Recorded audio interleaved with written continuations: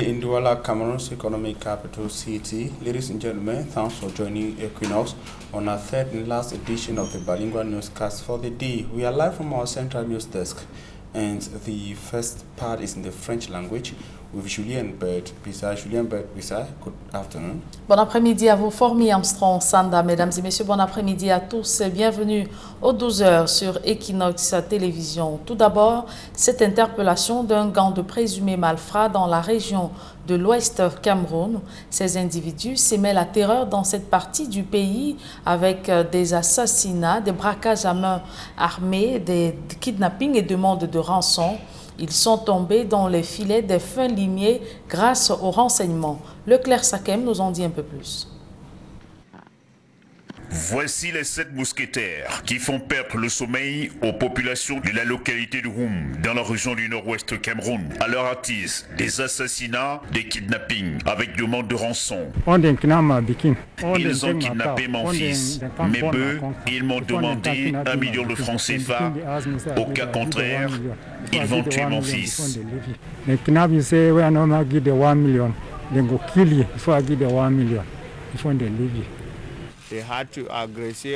Quand ils arrivent, ils agressent tout le monde au marché. Ils ont pris 3 millions de francs CFA et abattu un couple dont la femme était enceinte devant moi.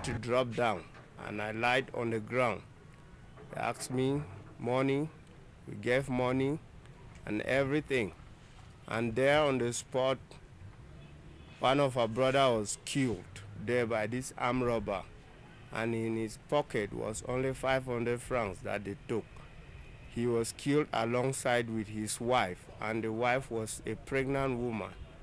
They were leaving behind 5 children, 2 twins, small girls, and other 3 children. L'opération a été rendue possible grâce aux renseignements et au terme de 2 semaines d'enquête menées par les fins limiers de la gendarmerie nationale. Ces adeptes du gain facile sont finalement tombés dans les filets des hommes au béret rouge. Sur les renseignements reçus, on a mis sur cap les équipes pour suivre ces gens. Ils ont pris en otage certaines personnes dans le nord-ouest parce que là on a 2 équipes et sous la coordination et l'encadrement du commandant de la Légion de l'Ouest, il a mis les moyens qu'il fallait pour tout faire, pour éradiquer cela ici. Parce que ces gens-là vivaient dans l'Ouest. Ils partent de l'Ouest pour aller opérer au nord-ouest. On a commencé à interpeller les gens à Douala, parce qu'il y a certains qu'on a interpellés à Douala, certains à Koutaba, certains à Baganté, certains à Banjoun, à Fumbot et les autres ici. Leur mode opératoire est presque identique. Ils enlèvent l'enfant ou bien ils enlèvent le monsieur, ils vont en brousse avec le monsieur, demandent les rançons. Sans rançon, on ne vous lâche pas. Et par ailleurs, certaines familles ont fléchi. Les plaintes font état des rançons de l'ordre de 1 à 5 millions de francs CFA, vol de bétail. Ces présumés malfrats méditent leur sort dans les cellules du groupement de gendarmerie territoriale de Bafoussam en attendant d'être transférés devant le tribunal militaire pour répondre de leurs actes. Une pétition de 62 députés camerounais suscite un tollé de réaction au sein de la classe politique. Ils accusent des parlementaires américains de tentatives de déstabilisation du Cameroun à travers la présentation d'une situation humanitaire et sécuritaire catastrophique dans les régions du nord-ouest et sud-ouest. L'économie de cette pétition, c'est avec Gladys Sidier. De la lettre des députés de l'opposition. Pour eux, c'est clair. Les sénateurs américains doivent s'occuper de leurs affaires et pas du Cameroun. Le Cameroun auquel ils font allusion n'existe pas. C'est ce que déclarent des députés camerounais dans leurs lettres. Les élus camerounais dénoncent, entre autres, les mensonges, l'opinion déformée du Cameroun par le Congrès américain dans un courrier adressé au président Joe Biden il y a quelques semaines. Les députés camerounais considèrent les remarques qui ont été faites sur le Cameroun comme des plus hostiles, désobligeantes et de nature à ternir l'image du pays. Un sombre projet de certains groupes défendant les droits des immigrés aux États-Unis pour justifier l'obtention des statuts de demandeurs d'asile de l'avis des élus camerounais.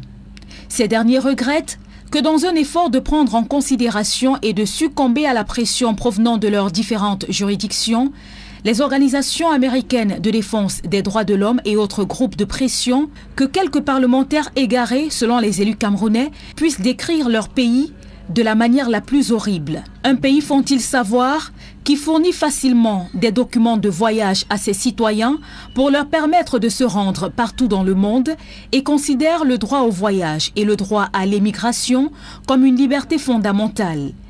Ils disent qu'ils ne souhaitent pas interférer dans le système législatif américain et dans le processus d'élaboration des lois du système d'application de l'immigration pour faire face à ces défis. Mais ils regrettent les opinions des membres du Congrès américain sur la situation qui prévaut au Cameroun. Pour eux, le Cameroun a été décrit de la manière la plus horrible. Une sortie qui fait suite à la lettre d'une vingtaine de sénateurs américains qui demandaient il y a quelques semaines au président Joe Biden de suspendre le rapatriement d'une soixantaine de Camerounais et ils demandaient au gouvernement camerounais dans la foulée de prendre des mesures urgentes en vue de la pacification des régions du Nord-Ouest et du Sud-Ouest. Et toujours sur les braises de la crise anglophone, les séparatistes n'ont aucune volonté à quitter la brousse. Pourtant, il leur suffit juste de brandir un mouchoir blanc et l'arbre de la paix. Le ministre de l'administration territoriale, Paul Atangandi, a fait cette déclaration à Bamenda, voilant ainsi à peine le flou entretenu sur le réel motif de sa visite de 2 jours dans la région du Nord-Ouest. Serait-il allé juste réceptionner un bâtiment administratif et tenir une réunion de sécurité? Élément de réponse dans ce reportage que signe Kemazou Matilda, Stellambou, Jean-Paul Chouniat. Si des sources officielles et officieuses ont créé le flou sur le réel motif de la visite de Paul Atangandi dans la région en crise du Nord-Ouest, où il était censé accueillir plus d'une centaine de séparatistes devant déposer les armes et intégrer le centre de resocialisation du DDR, le patron du commandement territorial, presque dans la posture d'un homme déçu de ce faux bond, doute de la bonne foi des combattants séparatistes à sortir de la brousse. Ceux qui disent qu'ils sont en brousse et ne savent pas comment faire pour sortir, je n'y crois pas. Ils veulent rester en brousse. Et ils trouveront les conséquences des actes maladroits qu'ils voudraient continuer à poser. À la réunion extraordinaire de sécurité regroupant le gouverneur du Nord-Ouest, Adolphe Tchofolele l'Afrique, et tous les chefs d'unité de forces de défense et de sécurité dans la région, le ministre de l'administration territoriale donne la conduite à suivre aux sécessionnistes, désirant revenir à la vie républicaine, avec assurance de ne pas être inquiétés. Prenez un mouchoir blanc sur la main gauche et l'arbre de paix sur la main droite. Soulevez vos mains et avancez même vers les forces de défense et de sécurité. Ils ne pourront pas tirer sur vous.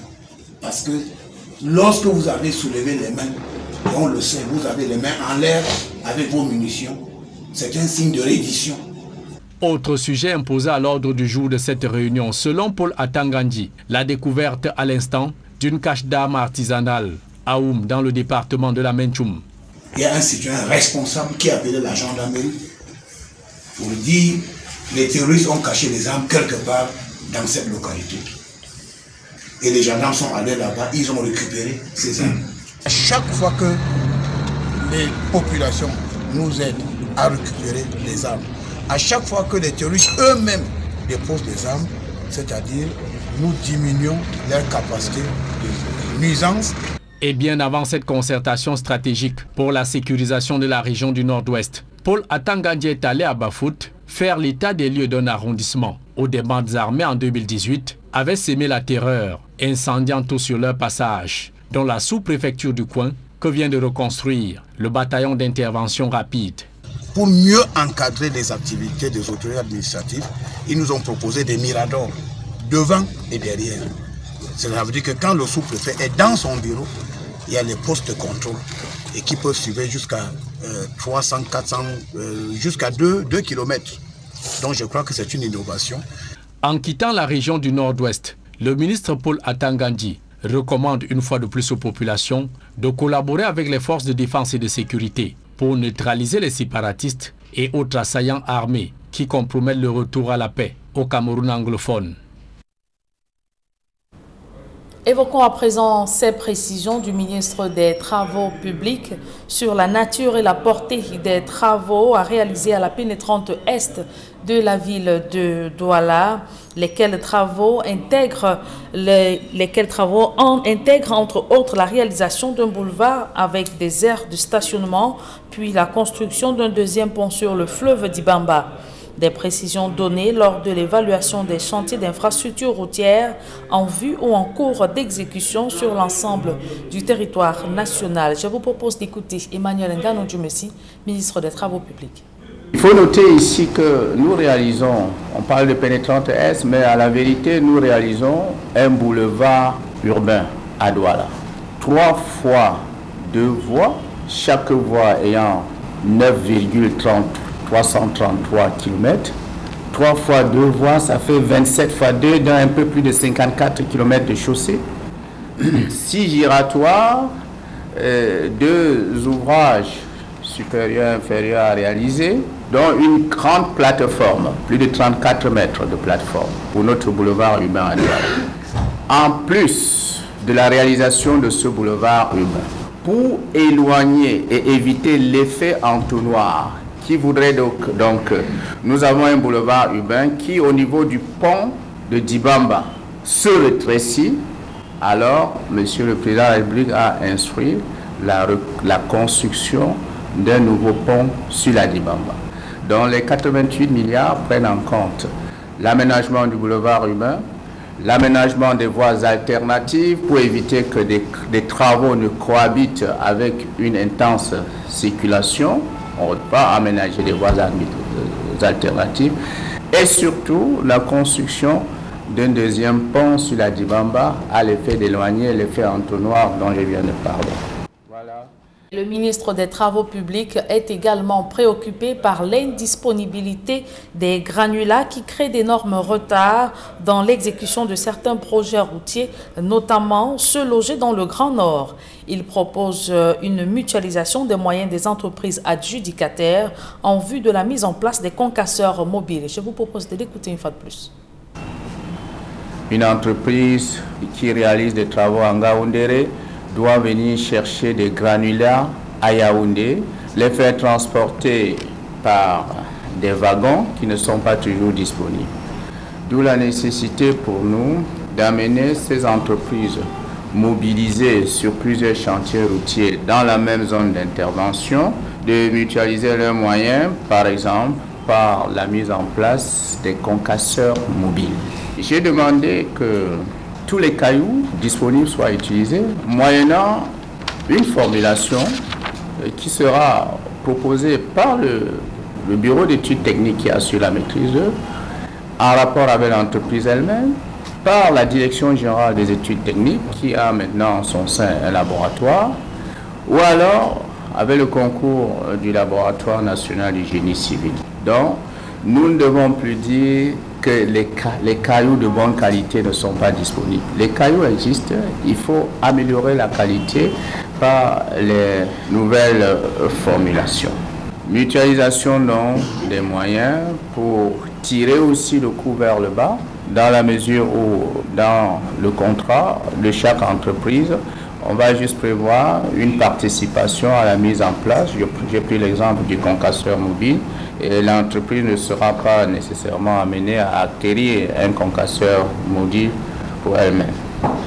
C'est avec cet extrait d'Emmanuel Nganou-Djumesi, ministre des Travaux publics, que nous mettons un terme à la première partie de ce journal. La seconde est en langue anglaise avec vous, Formi Armstrong Sanda. Good day once again. Good day once again, Julian Bert Bissai. Ladies and gentlemen, good day. Thanks for joining us in the second segment of information. The lifeless body of a man who drowned in a river in Ngwele locality in Bonaberi Douala for subdivision has been retrieved.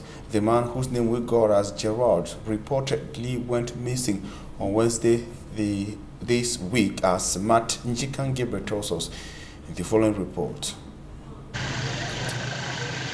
The lifeless body of Gerard was removed from water this Thursday. I know that he is called Gerard with 5 children. The last one is still very small. for hand. So it is at this same spot where I am standing that he fell into the water. For inside water, so they don't meet up. His back, identity card, and phone seen. Where you don't live and fall for inside water. Where I come around, water no be done climb. His family tried reaching him on several occasions, but he was unreachable. Pick him.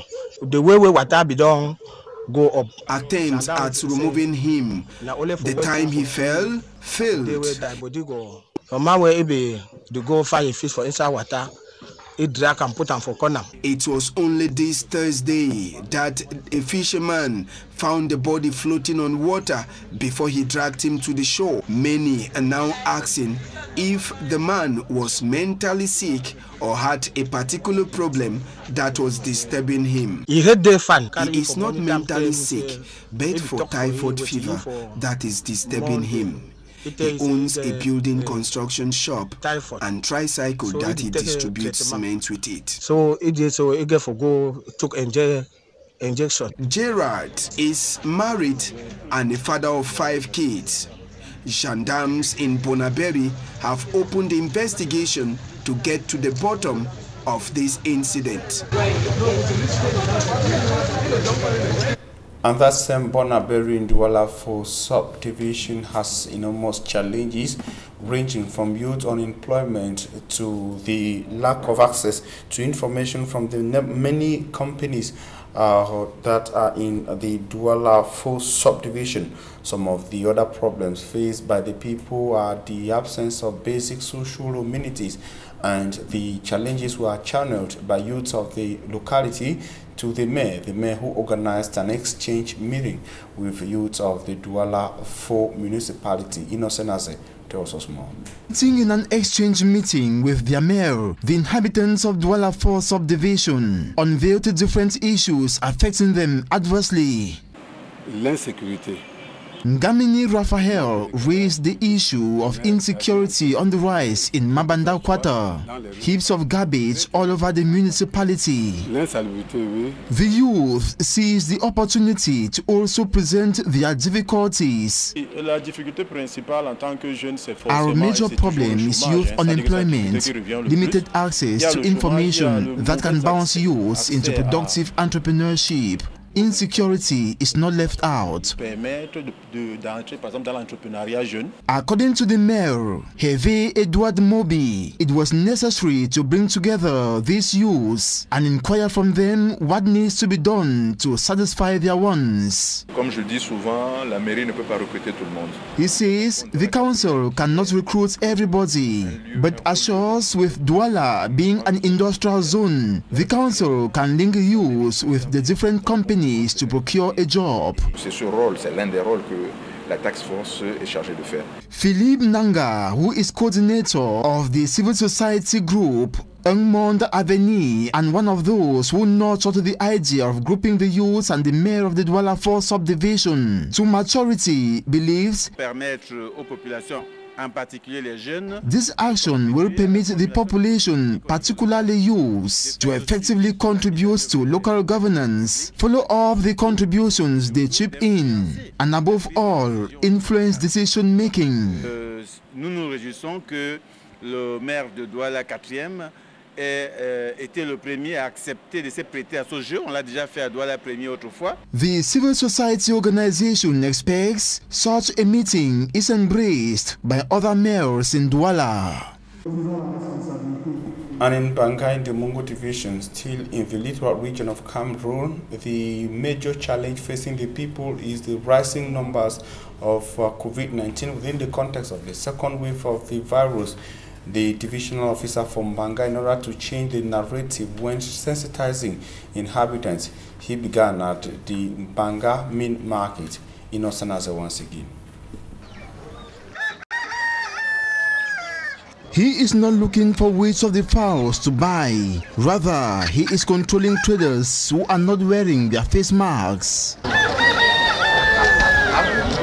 According to the Mbanga Divisional Officer, Tembo Christine Kefo, 4 COVID-19 cases detected recently in his area of command is the reason why he is in this market to ensure anti-COVID-19 barrier measures are scrupulously respected, particularly the obligatory wearing of face masks, so as to curb spread of the pandemic, whose second wave is more threatening than the first.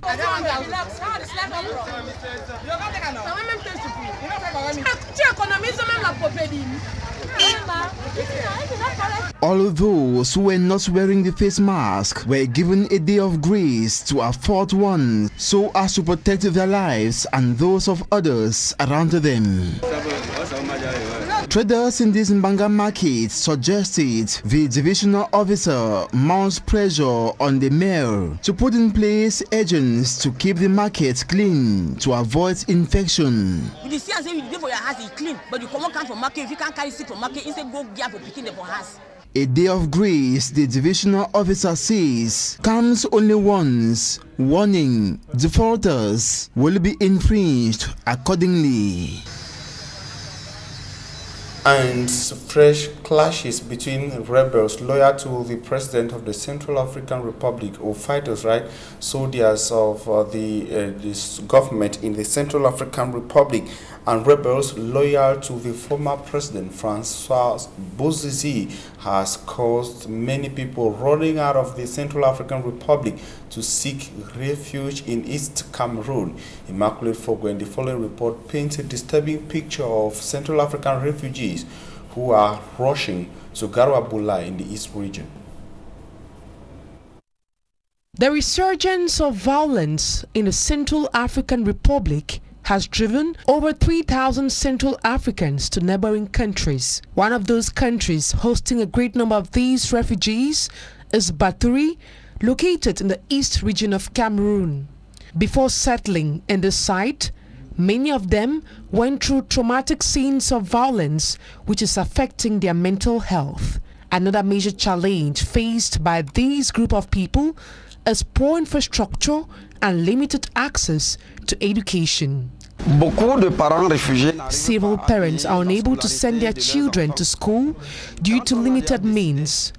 A lot of these children now spend their time parading the streets or hawking.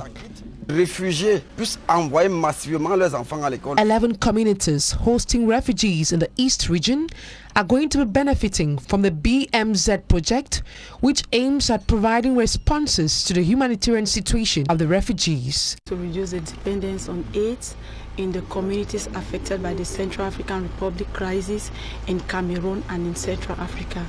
It is having an objective to contribute to the restructuring of the social infrastructures and to integrate the different communities in the domain of protection, in the domain of education and protection. The civil society organization, in collaboration with the German Corporation, brainstormed on how to better the lives of these refugees living in Baturi and other parts of Cameroon. And I will take you to Buea in the southwest region of Cameroon to talk religion by saying that His Lordship Michael Bibi has officially taken over the Buea Diocese of the Roman Catholic Church. He was installed on the feet as the fifth residential bishop in the Buea Diocese on Thursday. The canonical possession was officiated by the Apostolic Nuncio to Cameroon and Equatorial Guinea, Most Reverend Julio Mora. 3 government ministers were present in Buea, and also present was the governor of the Northwest Region, Governor Adolphe Lille Lafrique. It is important to note that he, Michael Bibi, served as an auxiliary bishop of the Bamenda Diocese before being transferred as an apostolic administrator of the Buea Diocese, then followed his official appointment as bishop of the Buea Diocese by Pope Francis. We will be proposing an extract of Michael Bibi in subsequent editions of News on Equinox Radio and Television. Ladies and gentlemen, that information brings us to the end of the midday news on Equinox Television. We thank you for your keen attention. Julien Verbissana will be back here on Monday at 7 a.m. Julien, see you on Monday and have a nice weekend. Le rendez-vous est pris pour lundi 7h, s'il plaît à Dieu. Merci Formi Armstrong Santa. Je vous souhaite également un excellent week-end. Mesdames et messieurs, c'est ici que nous mettons un terme à cette édition bilingue du journal. Merci de l'avoir suivi. Retrouvez Flavien Valondongo et toute son équipe pour votre quotidien santé.